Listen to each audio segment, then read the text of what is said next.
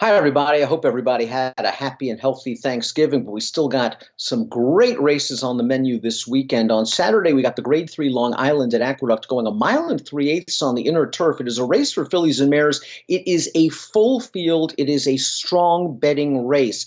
Let's talk about some of the main contenders first. Chad Brown, of course, is going to have a strong hand in this race. And of Chad's horses, I prefer the number one, Polara, who ran in the E.P. Taylor Stakes and only her fourth lifetime start. Her first start for Brown in North America. And while she finished sixth, the running line doesn't look great. I thought she ran just fine. She was bumped from both sides at the start and then ended up down inside and in behind horses pretty much all the way into the stretch. She finished evenly. She galloped out very well. And my belief is that the mile and a quarter distance in that race was actually short for her. She wants a lot of distance. She draws a comfortable inside post position for the Long Island Stakes. She got a 118 time form U.S. speed figure for the E.P. Taylor, a 95 Buyers speed figure. Both make her a very strong contender in this spot. And I think Polara has upside potential as a lightly raced 3-year-old filly. I'm hoping she works out a trip under Joel Rosario, and I think the extra distance is really going to work to her favor. She is a very strong contender. I'm not sure how to rate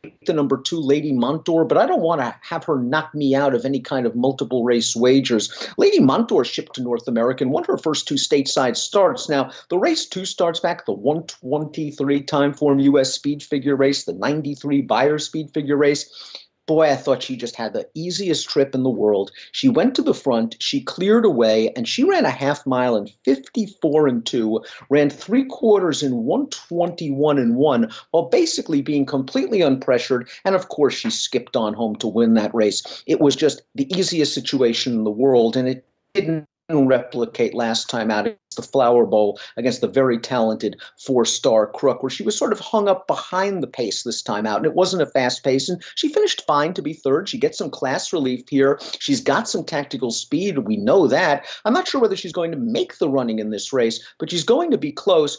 I'm just not sure what kind of horse Lady Montour is. Is she the horse that sprinted home well because she got an easy trip 2 starts back? The horse in the Flower Bowl that ran evenly after sitting behind a slow pace? Not sure what we're going to get from Lady Montour, but she certainly fits well at this level. I think you have to let price be your guide. Now, I know a horse at a good price that is the number 8, Pamina. She should be double digits at post time, and I think she's sneakily coming up to a good race for a good trainer in Michael Dickinson. She ran second in the Pucker Up Stakes, 3 starts back at Arlington, going a mile and an eighth.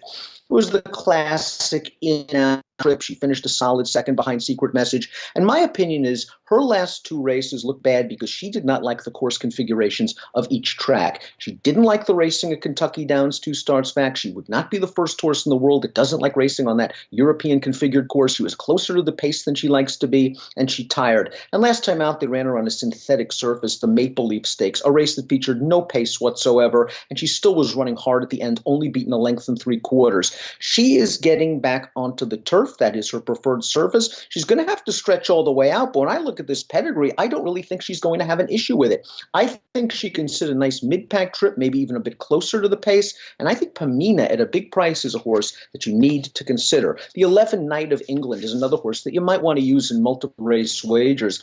This is a German bred, and these German breds are very stout. Distance usually not an issue for these horses. Now under the care of Chad Brown, Lasix on for the first time. She was second in the German most recently. I'm really not sure the German graded stakes races are the caliber of France and England and Ireland, but Knight of England goes out for owner Marty Schwartz and Chad Brown, and they've had a lot of success together in the past. I have a feeling Knight of England is going to run a strong race. I think those 5 horses that I mentioned are the strongest contenders in this field. Let's briefly touch upon some of the other ones. The number 3, Violet Blue, I don't think like the soft ground last time out in the Zagora Stakes going a mile and a half. I'm perfectly willing to draw line through that race. And if you want to say she didn't appreciate Kentucky Downs 2 starts back, that's perfectly fine as well. She had a chance 3 back against the New York bred Lady Joan, who wired her. She ran okay, finished second, but I think that might be her ceiling. And I think that ceiling in that optional claiming race is a little bit less than what she's going to be facing in here. The 4, CKS Buena, ships up from Peru. She's an Argentine bred.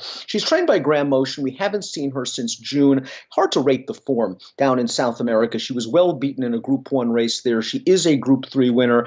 I'm not worried about distance. I'm worried about the layoff. Usually, Motion likes to give these horses a lot of time to acclimate, and she's going to be running still as a 5-year-old here in 2018. Tricky Escape is as honest as the day is long, and I think she's going to try to make the lead here under Dylan Davis. She reeled off 3 consecutive victories before racing in the Flower Bowl last time out, and I think those horses are just a little bit tougher than she is. She's really not a grade 1 type mare, and she was no match for Lady Montour. I also wonder if all those hard races in July and August and September have taken their toll on Tricky Escape, and maybe she's going a little bit off form, but perhaps if she gets to the lead, she'll be tough to catch. Gipoya ships in from France and gets Lasix for the first time, and if you look at her overall form, a stakes winner there in 2017, not really a win machine, and last time out actually was beaten in an allowance race at a lower level track, wheeling back on 22 days off the ship. I think she has to prove it to me, but she will handle the distance. Danceland goes out for Shug McGahee. Those horses in the McGahee barn generally improve